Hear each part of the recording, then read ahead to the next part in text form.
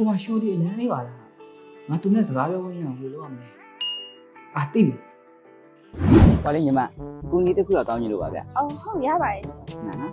ဟုတ်လေဒီလိပ်စာလေးတစ်ချက်လောက်ညှိုးမိလို့ရနာမသိဘူးကိုကဒီဘက်တွေတိတ်မကျွမ်းလို့ပါ ဟုတ်လိပ်စာ920 A5 တေဝကိုတို့မြစီကုန်းဘိုးဘွားရေးတာမြဆောင်တို့ကဘာရေးဖျားလန်းနော်ကဘာရေးဖျားလန်းဆိုဟိုဘက်မှာပေါ့မြစီကုန်းဘိုးဘွားရေးတာဆိုလည်းအဲ့ဘက်မှာပဲအခုဒီရှိတဲ့တွေပါလာရောက်ပြီရှင် ဟောလေစိတ်တော့မရှိပါနဲ့ညီမအကိုကဒီ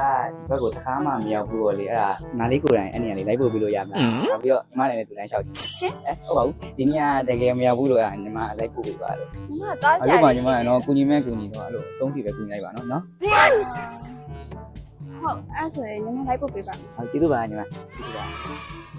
အခုပြောရဲ့လိပ်စာတိုင်းဆိုရင်တော့ဒီနေရာပဲရှင် အော်ဟုတ်အခုလိုလိုက်ပို့ပေးရကျေးဇူးပါဗျအခုနာမည်ကတူတာပါညီမနာမည်ရော အော်ညီမနာမည်ကကြည့်ရောပါ အော်တွေ့ရဝမ်းသာပါရဲ့နော်နောက်မှတွေ့မယ်တတာ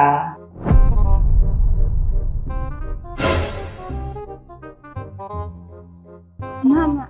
ခုနကဝင်လာတဲ့တယောက်ကိုအမသိရလားရဲ့ ခုနကဝင်သွားအကောင့်လေးပြောရလား။ तू က KB ဆက်လိုက်ကဝင်နေမယ်လေညီမလေးရဲ့။ तू က KB ဆက်လိုက်ကဝင်နေမယ်လေညီမလေးရဲ့ ရှင်